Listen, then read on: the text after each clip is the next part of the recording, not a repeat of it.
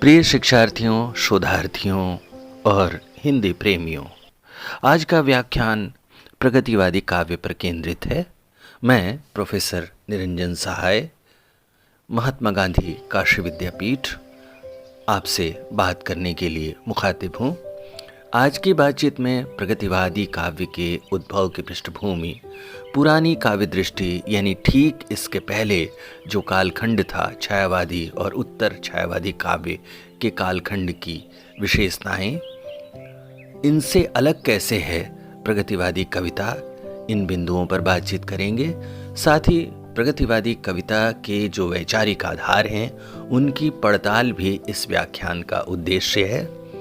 साथ ही विभिन्न उदाहरणों के माध्यम से हम यह समझने का प्रयास करेंगे कि प्रगतिवादी काव्य की कौन सी ऐसी विशेषताएं हैं जिनके बल पर आज तक प्रगतिवादी कविता किसी न किसी रूप में हमारे काव्य सौंदर्य और काव्य अनुभूति का केंद्रीय प्रस्थान बिंदु के रूप में स्वीकार किया जाता है।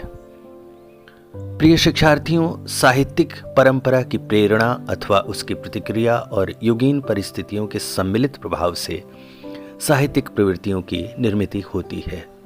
प्रगतिवादी काव्य भूमि के निर्माण में युगीन परिस्थितियां केंद्रीय भूमिका में दिखाई देती है। 1925 ईस्वी में भारत में कम्युनिस्ट पार्टी की स्थापना हुई। 20वीं सदी के आरंभ में ही मजदूर संगठन बन चुका था। चौथे दशक में वामपंथियों का असर इन संगठनों पर दिखने लगा था।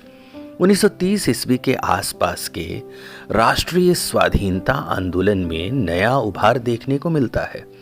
इस दौर में आकर देश के राजनीतिक आंदोलनों में आम जन की भागीदारी बढ़ने लगी। देश में किसान और मजदूरों के आंदोलन तेज हुए। उस दौर के राजनैतिक आंदोलनों में किसान, मजदूर और शोषित की भागीदारी बढ़ रही थी। वे संगठित होकर साम्राज्यवादी और सामंतवादी शोषण के खिलाफ संयुक्त होकर लड़ रहे थे। आजादी का जो सपना था वह मजदूर, किसान, वंचित और शोषित से मुक्ति के स्वप्न के साथ जुड़कर महास्वप्न बन गया था। राष्ट्रीय और अंतर्राष्ट्रीय स्तर की घटनाओं के प्रभाव और प्रेरणा से प्रगतिवादी काव्य का उद्भव होता है। 1933 ईस्वी में जर्मनी में हिटलर के सत्तासीन होने के बाद दुनिया भर के लेखक और बुद्धिजीवी फांसीवाद के खिलाफ एकजुट होने की जरूरत महसूस करने लगे।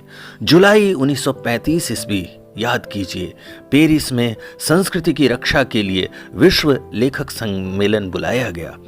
इस अधिवेशन ने फांसीवाद के खिलाफ तथा उत्पीड़ित राष्ट्र के शोषित जनगण के समर्थन में और विचार स्वतंत्रता के हक में आवाज बुलंद किया। इस अधिवेशन के अवसर पर ही प्रगतिशील लेखकों की एक स्थायी समिति बनाई गई, जिसके अध्यक्ष अंग्रेजी के उपन्यासकार E.M. फोस्टर बनाए गए। 1935 ईस्वी में ही इस घटना से प्रभावित होकर लंदन में पढ़ने और रहने वाले कुछ भारतीय लेखकों और बुद्धिजीवियों ने भारतीय प्रगतिशील लेखक संघ बनाने का फैसला किया।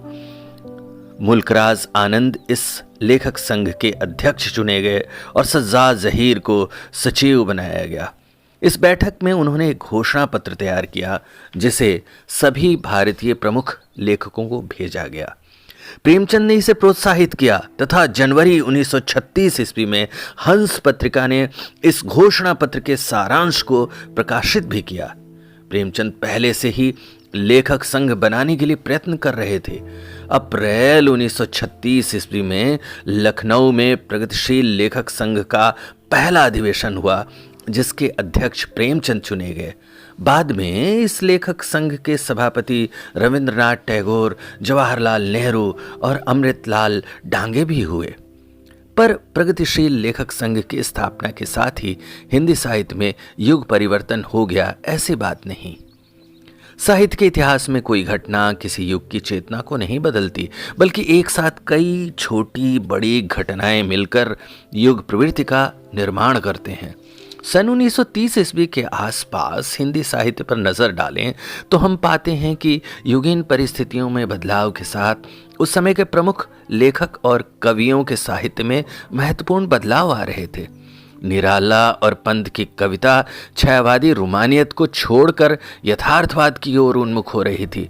प्रसाद गुंडा और मधुआ जैसी यथार्थवादी कहानियां लिख रहे थे। प्रेमचंद जो प्रेमाश्रम की रचना में किसानों के जीवन को रचनात्मक अभिव्यक्ति दे रहे थे, अब अपने फलक को और विस्तार देते हुए निर्मला और गबन जैसे उपन्यास की रचना कर रहे थे। बाद में उन्होंने किसान जीवन के महाकाव्य के रूप में गोदान उपन्यास की रचना की। इस तरह एक ऐसी आधार भूमि तैयार हो रही थी जो साम्राज्यवादी, सामंतवादी और पूंजीवादी शोषण को चुनौती दे रही थी। प्रगतिवादी काव्य मार्क्सवादी विचारधारा से प्रेरणा ग्रहण करता है। कार्ल मार्क्स ने लिखा है, अब तक दार्शनिकों ने दुनिया की तरह तरह से व्याख्या की है, जबकि जरूरत उसे बदलने की है। यही कारण है कि मार्क्सवादी विचारधारा सामाजिक परिवर्तनों की जानकारी देने के साथ ही सामाजिक रूपांतरण के लिए जरूरी तत्वों और प्रतिक्रियाओं की भी जानकारी देती है। मार्क्सवादी दर्शन का आधार द्वंद्वात्मक भौतिकवाद और ऐतिहासिक भौतिकवाद है। इसके अनुसार सामाजिक विकास का इतिहास वर्ग संघर्ष का इतिहास है। समाज जब से वर्गों में विभाजित हुआ है, तब से यह संघर्ष चल रहा है। समाज के ये दो वर्ग शोषक और शोषित वर्ग हैं। शोषक वर्ग हमेशा संख्या में कम होता है, लेकिन उत्पादन के साधनों पर नियंत्रण होने के कारण वह राज सत्ता पर भी नियंत्रण रखता है। वह शोषित वर्ग के श्रम का शोषण करता है। इससे इन दोनों वर्गों के बीच संघर्ष की स्थितियां पैदा होती हैं। यही वर्ग संघर्ष है। मनुष्य का ज्ञात इतिहास वर्ग संघर्ष का इतिहास है। कार्ल मार्क्स का मानना है, वर्ग संघर्ष से सामाजिक संरचना में बदलाव आता है। प्रगतिवादी साहित्य पर मार्क्सवादी विचारधारा का गहरा प्रभाव दिखाई देता है। प्रगतिवादी काव्य को प्रगतिशील काव्य भी कहा जाता है। प्रगतिशील काव्य पर विचार करते हुए विश्वनाथ त्रिपाठी लिखते हैं, प्रगतिशील चेतना का प्रादुर्भाव तो आधुनिक हिंदी साहित्य में भारतेंदु के साथ ही हो जाता है, किंतु अब उसे एक सुसंबद्ध विचारधारा प्रगतिवादी मिल गई। भारत जैसे निर्धन देश की जनता के हृदय में समाजवादी विचारधारा के प्रति बहुत आकर्षण उत्पन्न हुआ। इस विचारधारा ने स्वाधीनता के स्वप्न को और अधिक सुस्पष्ट बनाया। इसके बाद अपने सारे उतार चढ़ाव के बावजूद प्रगतिशील काव्य धारा हिंदी की प्रमुख काव्य धारा बनी हुई है। जितनी व्यापक संवेदनशीलता इस काव्य में है, अन्यत्र नहीं। प्रगतिवादी कविता का उद्भव सामाजिक, राजनीतिक और आर्थिक असमानता के खिलाफ हुआ।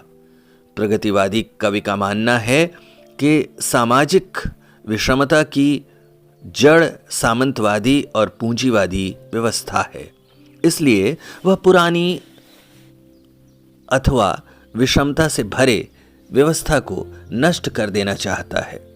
द्रुत झरो जगत के जीर्ण पत्र, निराला ने जैसा लिखा।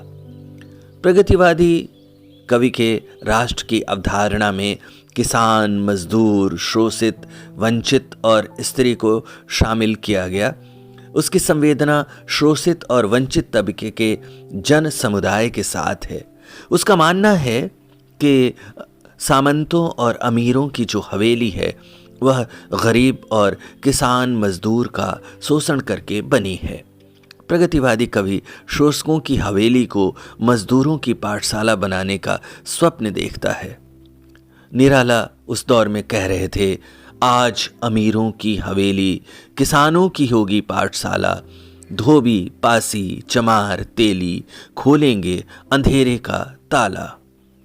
प्रगतिवादी कवि शोषित, वंचित, दलित जनता की संघर्षशीलता में शक्ति देखता है। वह शोषित वर्ग के संगठित संघर्ष में भविष्य का स्वप्न देखता है। इसलिए शोषित वर्ग का संघर्ष कवि की चेतना को प्रेरणा देता है। केदारनाथ अग्रवाल ने लिखा, मैंने उसको जब जब देखा लोहा देखा, मैंने उसको जब जब देखा लोहा देखा, लोहा जैसे तपते देखा, गलते देखा, ढलते देखा, मैंने उसको गोली जैसे चलते देखा। पक्षधरता सौंदर्य शास्त्र को बदलने का निर्णायक तत्व है। शोषित वर्ग का पक्षधर होने की घोषणा से इस युग के कवि में नया सौंदर्यबोध पैदा होता है। वह सौंदर्यबोध श्रम का सौंदर्यबोध है, जो श्रम को केंद्रीय महत्ता प्रदान करती है। निराला उस दौर में लिख रहे थे, वह तोड़ती पत्थर देखा मैंने उसे इलाहाबाद के पथ पर, वह तोड़ती पत्थर।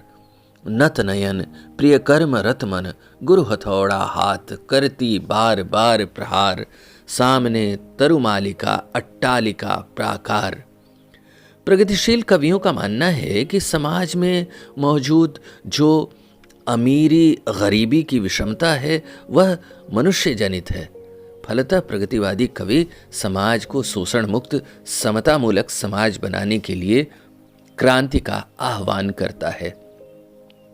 हिंदी के अधिकांश कवियों का संबंध गांव से है, इसलिए इनकी कविता में ग्रामीण जीवन का चित्रण अधिक दिखाई देता है।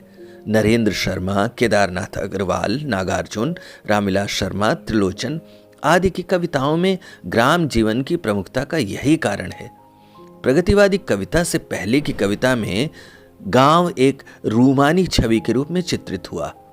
प्रगतिवादी कविता में ग्राम जीवन यथार्थ और अपनी स्थानीय विशेषताओं के साथ अभिव्यक्त हुआ है।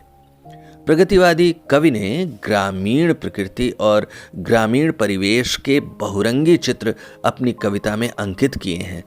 इस दृष्टि से नागार्जुन, केदारनाथ अग्रवाल और त्रिलोचन की कविताएं विशेष रूप से उल्लेखनीय हैं। ये कवि प्रकृति का चित्रण करते हुए भी वहां के लोगों के सामाजिक जीवन को नहीं भूलते। धूप चमकती है चांदी की साड़ी पहने, मैके में आए बिटिया की तरह मगन है, फूली सरसों की छाती से लिपट गई है, जैसे दो हमजोली सखियां गले मिली हैं। भैया की बाहों से छूटी भौजाई सी, लहंगे की लहराती लचीली हवा चली है। प्रगतिवादी काव्य सामाजिक भावना से ओतप्रोत दिखाई देता है। व्यक्तिवादी मूल्य उसके पास भी नहीं फटकते। यही कारण है कि प्रगतिवादी कवियों में प्रेम को सामाजिक पारिवारिक परिवेश के रूप में देखा गया है। प्रगतिवादी कवि प्रेम की पीड़ा का एकांतिक चित्रण करता है, किंतु वह वास्तविक जीवन संदर्भों में होता है, अतः उसका एकांत भी समाजोन्मुख होता है। जैसे त्रिलोचन का यह अकेलापन, आज मैं अकेला हूँ, आज मैं अकेला हूँ, अकेले रहा नहीं जाता। जीवन मिला है यह, रतन मिला है यह, धूल में कि फूल में मिला है तो मिला है यह, मोल तोल इसका अकेले कहा नहीं जाता। व्यंग्य की उत्पत्ति विषमता और विसंगतियों के भीतर होती है। प्रगतिवादी कवियों ने विषमता को केंद्रित कर कविताएं लिखी हैं, इसलिए व्यंग्य से भरी कविताएं प्रगतिवादी कवियों ने खूब लिखी है। और नागार्जुन तो अपनी व्यंग्यपरक कविताओं के लिए प्रमुखता से जाने जाते हैं। एक देहाती मास्टर दुखहरण, उसके शिष्यों और स्कूल की तस्वीर नागार्जुन ने इस प्रकार खींची है। घुन काए शहतीरों पर की 12 खड़ी विधाता बाँचे, फटी भीत है छत है चूती, आले पर बिस्तुइया नाचे।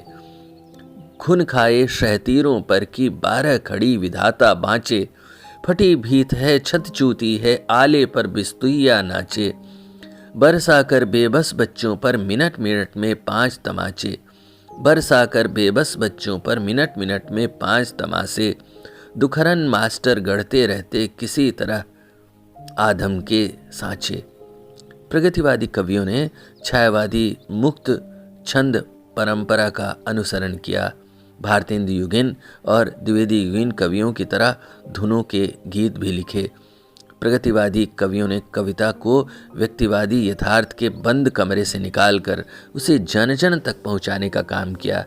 हिंदी कविता के इतिहास में पहली बार बड़े स्तर पर जनोन्मुख होती हुई कविता हमें दिखाई देती है। वह व्यापक स्तर पर जन समुदाय के सरोकार का हिस्सा बनी। प्रिय शिक्षार्थियों, मुझे विश्वास है कि आपने इस व्याख्यान के माध्यम से प्रगतिवादी कविता के उद्भव की पृष्ठभूमि, पुरानी कविता से प्रगतिवादी काव्य के अलगाव के बिंदुओं तथा प्रगतिवादी काव्य की विशेषताओं को ठीक ढंग से समझा होगा। बहुत शुक्रिया, धन्यवाद।